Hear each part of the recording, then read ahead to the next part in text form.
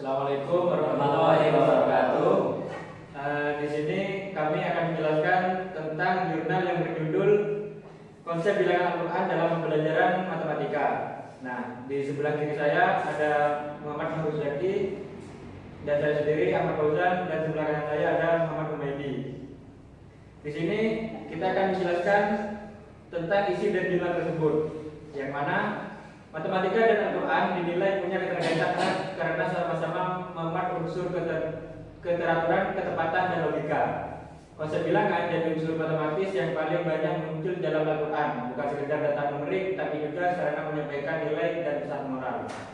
3 alasan pentingnya pada jurnal ini yaitu pembelajaran matematika di sekolah selama ini cenderung abstrak dan kurang dikaitkan dengan nilai keagamaan.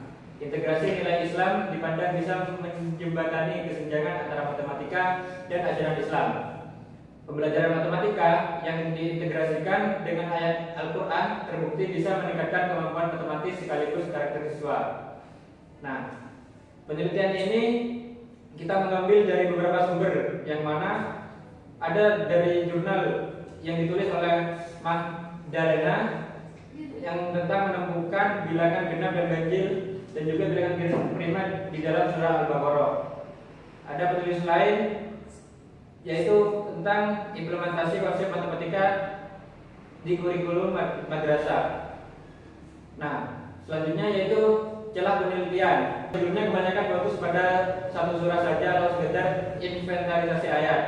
Belum ada secara sistematis mengkonstruksi konsep bilangan Al-Quran menjadi rancangan pembelajaran RSE yang aplikatif. Nah, di jurnal ini kami mengklaim mengisi kekurangan tersebut. Nah, untuk selanjutnya akan dijelaskan oleh Mas Humaydi. Saya akan menjelaskan tentang metode pada jurnal tersebut. Yang pertama ada jenis dan pendekatan kualitatif deskriptif dengan desain penelitian kepustakaan, karena objek kajiannya berupa teks, ayat, tafsir, literatur yang dibutuhkan analisis mendalam interpretatif, bukan pengukuran numerik. Teknik analisis utama adalah analisis konten.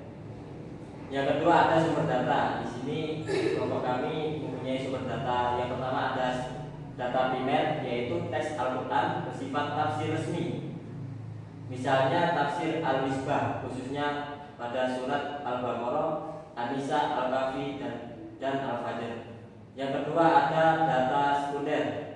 Di sini kami mengambil artikel jurnal terindeks Google Scholar atau SINTA, buku, dan penelitian 10 tahun terakhir. Yang ketiga ada pengumpulan data, penelusuran artikel via Google Scholar dengan kata kunci tertentu, memakai skema prisma sederhana. Penelitian pelayaan inklusif plus dokumentasi ayat-ayat bertema bilangan lewat indikator tematik Al-Quran. Selanjutnya ada analisis data. Di sini kami mengadaptasi mode Miles dan Huberman, reduksi, penyajian, penarikan kesimpulan menjadi 5 tahap operasional, yaitu identifikasi ayat numerik, kategorisasi, interpretasi tafsir, pemetaan materi matematika sekolah, terus validasi temuan.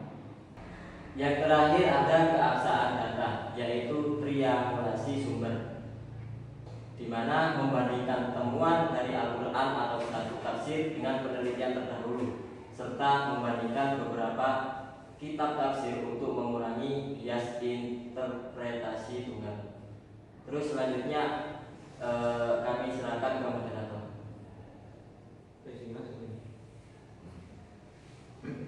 Baik, untuk selanjutnya yaitu akan menjelaskan tentang hasil dan pembahasan, yang mana akan dijelaskan oleh rekan saya Muhammad Harus Zaki. Baik, untuk hasil dan pembahasan pada jurnal ini, yang pertama diidentifikasi konsep bilangan, yaitu ada 149 ayat dari 59 surah yang mengandung unsur bilangan, dikelompokkan menjadi bilangan genap, ganjil, dan prima. Terdapat pada Quran surat Al-Baqarah ayat 260, ayat 61, 41, 196, dan 29. Untuk Quran surat Al-Fajr di ayat 3, surat Al-Fajr ayat 3, surat Hud ayat 65. Untuk bilangan cacah di Quran surat Al-Fajr ayat 2 sampai 3. Untuk bilangan pecah di Quran surat Al-Baqarah ayat 259, An-Nisa ayat 11 dan 12 tentang pembagian warisan. Untuk operasi hitung ada di Quran surat Al-Kahfi ayat 25, yaitu tentang konversi 300 tahun Syamsiah, yaitu sama dengan 309 tahun Qamariyah. Dan di Quran surat Al-Ankabut ayat 14 tentang pengurangan, yaitu 1000 dikurangi 50 tentang 950 tahun kisah Nabi Nuh. Dan Quran surat Al-Baqarah ayat 261 tentang perkalian dan pelipat gandaan benih.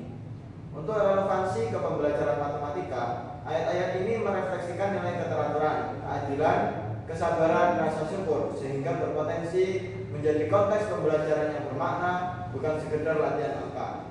Contoh penerapannya yaitu tentang soal pecahan dari kasus warisan di surat An-Nisa dan ilustrasi perkalian atau deret geometri dari perumpamaan benih yang ada di Quran surat Al-Baqarah ayat 261. Untuk selanjutnya tentang kesesuaian dengan karakteristik RME.